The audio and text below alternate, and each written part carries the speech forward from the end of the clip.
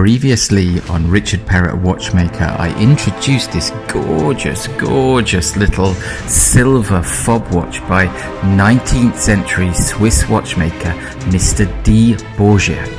We took a good look at the movement and I did a disassembly of the watch, and we also followed Mr Borgeat's adventures to the 1867 World Fair, which you can now see on the screen in front of you. And guys, this thing was bonkers. There were 52,000, in excess of 52,000 exhibitors, and somewhere between 10 million and 15 million visitors to this fair in 1867 in Paris. Now, our Swiss watchmaker Mr Borgeat took his work to that fair and exhibited it there in, the most exalted horological company, and he achieved a first class medal for his work at that fair.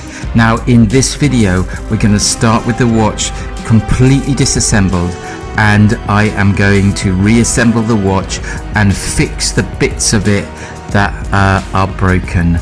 So let us continue with the story of the silver fob watch and Mr Borgeat from Geneva.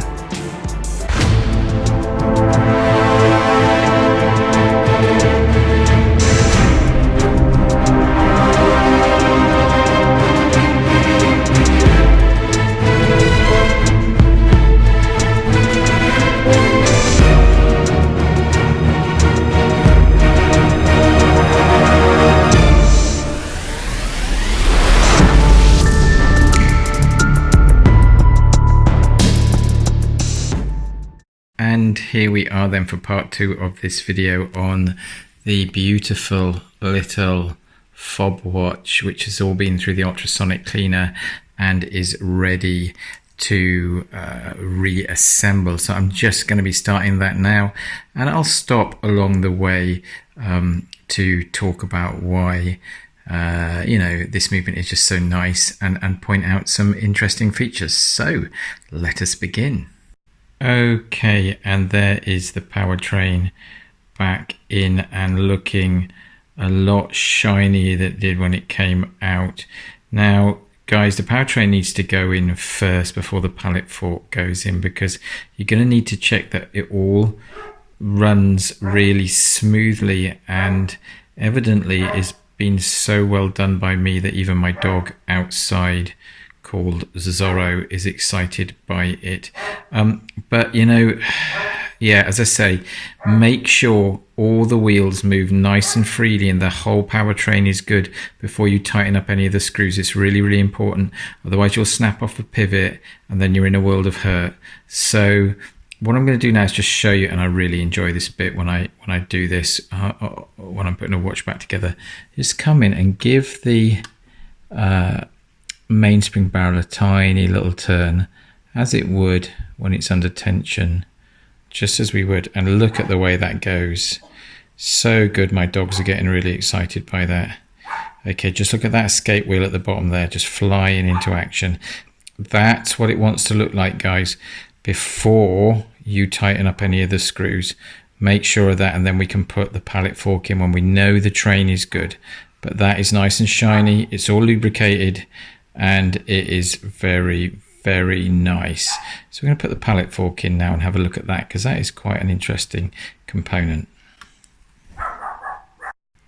And there is the pallet fork now in place before I put the bridge back on it, and you can see just how chunky it is and sat in that solid lump of brass which protects the balance staff there.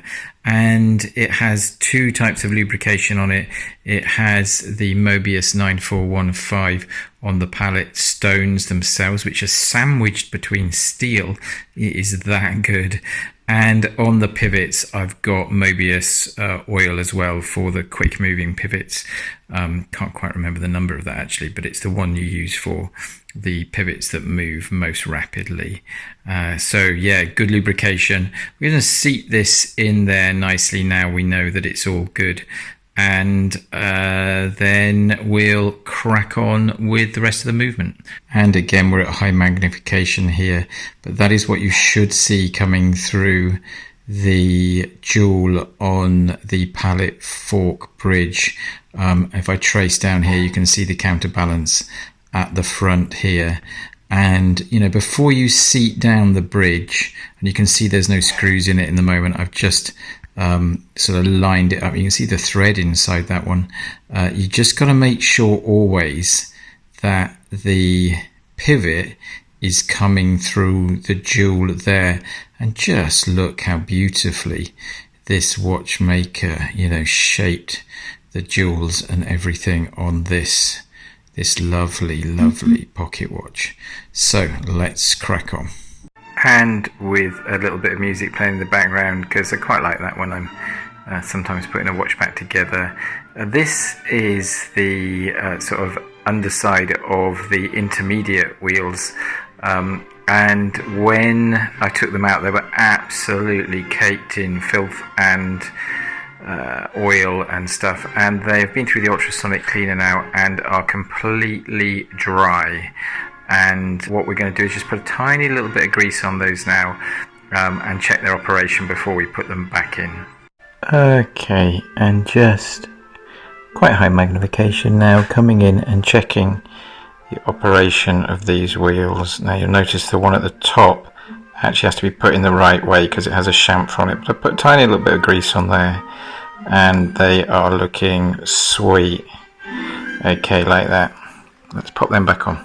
And so with this watch starting to look much smarter now and cleaner, the barrel bridge is back on. You do have to be careful when you do that you put the right screws in the right holes. You can see that there are 3 screws here, and they're actually all slightly different lengths. In my experience, it is the one at the top here which is normally the shorter of the screws, because if you use a long one, it protrudes through the back and ends up hitting the keyless works, which is not ideal. So some rules here: check carefully which screws to put in, and if you start to feel any resistance when you're putting a screw in, don't just graunch it up. Check out why that is the case, because certainly you don't want to be forcing anything here, because you know these are reasonably robust, but if you do break something, then you know you have a problem on your hands. So yeah, now let's get the ratchet wheel and the crown wheel back on and the click, and then we can reassemble the balance and put that on. And just before I put this crown wheel back on, I just wanted to show you just how beautifully it's made. You can see the kind of vertically aligned ratchet teeth that are at the top of it, and then we've got these wolf's teeth on the periphery of the wheel there. But you know, Mr Borgeat was responsible for the workshop that made these wheels, and you know, these guys really made some nice components here, and it's a joy to be putting these back on nice and clean. And back with the watch now, and you can see the crown wheel is on, and I'm just putting the ratchet wheel on. You need a little bit of grease on the underside of these wheels, a tiny little bit, and I use this stuff, which again is Mobius Swiss grease, and ideal for this application. And you know, it doesn't travel around the watch. It just sticks to where it's supposed to be and lubricates anywhere where there's metal on metal. And you'll see that those wolf teeth are on both the crown and ratchet wheel intermesh. That's their whole job. And when they turn, you've got metal grinding on metal. So I do lubricate about 1 in every 5 teeth on the ratchet wheel, and over time that will spread itself around all the teeth on the you know, 2 wheels. So that will help lubricate, just give a little bit less friction on there, and importantly less wear, because you know, this is a lovely old watch and we don't want it to wear out. So let's finish the ratchet wheel and put on the click now, and we're ready to turn our attention to the balance. And just going back to the regulator arm there to look at these two pins and just getting that in focus, in fact coming in there a bit closer, and you can see now that both of the tops of those pins look like a brass figure of 8 on its side. They are both now flush with the steel arm because I've tapped them down on the staking tool here, and that will help them seating a bit better. Now what we've got to do is close them up so that they can actually trap in the hairspring and become effective. So I'm just going to do that now. Okay, and just turning again to the regulator arm here at fairly high resolution, you can see that the pin that we riveted in, which is the one closest to the center, that one has survived nicely, but the existing pin, that didn't survive the manipulation. In fact, as soon as I went to bend it at all, it just immediately dropped off. And so we're going to have to clear that out, turn another pin on the lathe and pop that in. And to do that, we've got to be careful that we don't remount the hole too much, because as you can see, the distance between the two pins is, is probably about 0.1 of a millimeter there, 1/10 of a millimeter. So, we need to be careful. So I'm going to just fashion a little reamer out of a little oiler, which is made out of steel, and we're just clearing out the brass there. So we're going to fashion that up and then harden it using a bit of heat, and then we'll just ream out that hole and turn a new pin and put it in. So to fashion this reamer to clear out this hole, you can see that I've got an old oiler there, and the sort of first couple of millimeters of the point of that is at the correct diameter, and I'm just fashioning a blade on that using the polishing stone there. And when I've done that, I will use a heat source here just to harden that up. So, and then by hand, just carefully clear out the brass in that hole so that I can put another pin in. Going to do that right now. And in the center of the frame there, you can see the shining cutting tip that we filed down to make a reamer of the right diameter from an oiler, which we got there, which is nice to hold and easy to manipulate. And that's done the trick. If you look at the regulator arm there, you can see the newly riveted brass pin and the hole that we've cleared out there as well.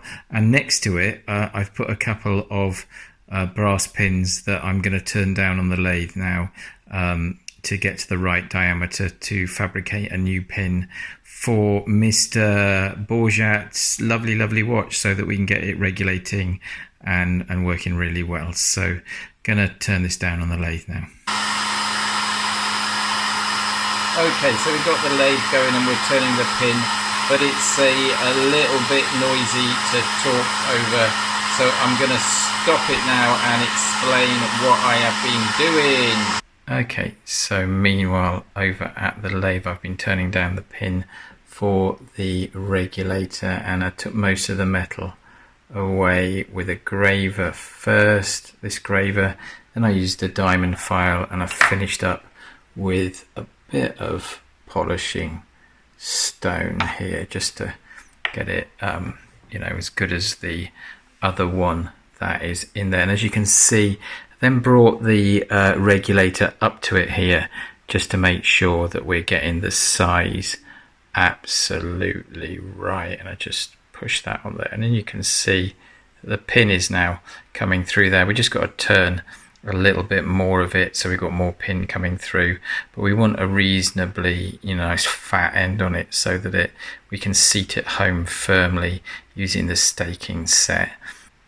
And there then is the new pin turned down in the lathe, and you've got to be a little bit careful with that because it's brass and it is quite thin on the end there, so you have to be a little bit patient while you're turning that down. But we're just going to insert that now, snip it off and rivet it in and file off the top, and we're good.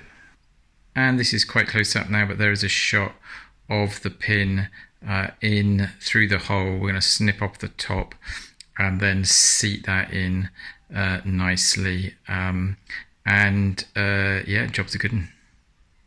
And there we are with the new pin riveted in. And if you remember, when we first got hold of the watch, we had dodgy pins, and one of them was, loose and sticking out. We sorted that out. The other pin broke, and then we have created a new pin and riveted in that nicely there in the staking tool. So the regulator arm is good to go. So let's reconstruct the balance and get this watch working again. So version 1 dip, this is the gear that you want to use for cleaning the capstone, and you can see I've just got it in a little bit of solution there, and you can see some little bits of crud already coming off it there. So I'll give that some agitation with a blower. You can see actually also there's a little bit of chip out of this capstone. I don't have a replacement at the moment, so I'm going to pop this one back in because the flat surface is intact, but downstream I think I'm going to replace that with a new jewel. And yeah, so we get that one smartened up, and we have to do one on the main plate as well, so both ends of the balance staff need the capstones cleaned. The version 1 dip is a bit whiffy, so you don't want to get your head over it for too long, otherwise you'll probably start tripping out. There we are. And there is a very nice sight. The balance is back in, the regulator pins are in contact with the hairspring, and the watch is running nicely. So yeah, really pleased with that. Let's just take a closer look now at those regulator pins in action. Nice and close now, and you can see that we've got 2 regulator pins there, nice and firm in the regulator arm, gripping the hairspring so that we can actually now regulate the watch. I'll put it on the time grapher, and even when it's on its fastest mode there, it is still losing about 4 or 5 minutes a day. So there is a little bit more work to do with the hairspring.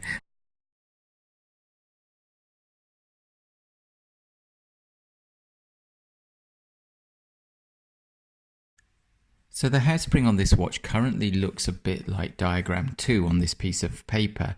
Now that is not a good thing, because you can see that the regulator pins are pulling the whole of the hairspring towards them, so that on the lower side of the hairspring they're all bunched up, and at the side of the hairspring closest to the regulator pins there's a lot of space between each of the coils on the hairspring. So we have to remedy that. Now the ideal situation, I guess, is diagram 1, where you don't really need to do it because the regulation pins are kind of in the right place naturally for the hairspring, and you do see that quite often. And in the extreme case, we would have to go to what you see on diagram 3 there, which is where we put a little S-bend into the terminal curve of the hairspring so that it relieves the tension, sort of lateral tension across the hairspring, so that you end up with concentric coils. So let's do a little bit of work on the hairspring now. And you can see just that effect with the hairspring now. It's not as exaggerated as it was in the diagram, but it is definitely there. The hairspring is being pulled by the regulator pins so that it is not concentric around the staff. And again, really close up here, but you can see that the hairspring now is really concentric around the center of the staff and the jewel there. And it's also been shortened and trimmed a little, so we should be able to regulate it into time. Now you can see it is through the regulators there. I didn't have to put in a bend on it, but I did have to bend it so that the last curve, as you can see there, about the 11 o'clock position, just bent that so it lifted up naturally.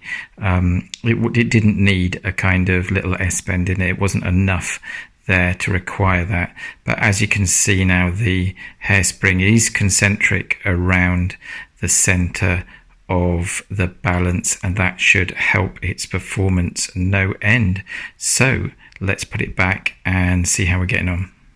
Oh, and while I'm here, you can see, if you look at the gold, and they are gold timing screws there, you can see how a watchmaker at some point has taken chunks out of them to affect the timing and poise the balance. So, you know, at some point in its history, probably when Mr Borgeat had hold of this watch, you know, it was really well timed, and the timing screws there are solid rose gold, which is really nice. Okay, so let's put this balance back now. And there is the balance with a concentric hairspring oscillating there nicely. You can see that on the right hand side, just where you can see a few of the coils there to the right of the center of the frame, you can just make out 3 of the coils. There's a lot of space between them now, and they've got much more room to move in there. Time grapher is telling me that this watch is now under a minute a day. I'm not quite sure whether I believe that, but I'm going to put this movement back in its case now and do some timing over the next few days just to see how good we are. We have put in the new regulator pin, so the watch can now be regulated. We've sorted out the hairspring, and we've got the watch being able to, you know, tell good time. So I hope Mr Borgeat would be pleased with this piece of work. I have a funny feeling that he and his guys would have done it a lot better than me, but you know, these guys were really good at this stuff, and one does one's best. But there we are. Let's get it back in its case and see this beautiful watch working again as it should. So it's a gorgeous summer's evening here in Saundersfoot, which is a little village just east of Pembroke Dock on the Pembrokeshire coast here, and you can see just how lovely it is here tonight. And I have the finished watch with me here in the evening light, and guys, doesn't that look absolutely beautiful? The time is correct.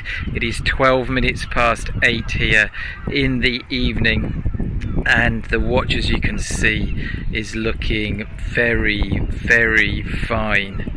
So I hope Mr Borgeat and his team would be happy with the work that I've done here. This was a piece that, you know, he proudly put on the dust cover, that his work had won that first class medal all those years ago at the Paris Exposition of 1867, which had 10 to 15 million visitors. And this watch, you know, is a fine example of that watchmaker's work, and it's just great to have it out here working in the evening sun here in Saundersfoot. Guys, if you like my channel, then please subscribe. Please hit the bell icon there so that you're notified when I make a new video. But that's all I have for you on this magnificent piece by watchmaker Mr D Borgeat from Geneva in the 19th century. So from a gorgeous evening here on the coast in Pembrokeshire, in Wales, in the United Kingdom, that's all I have for you tonight, guys. So good night and God bless.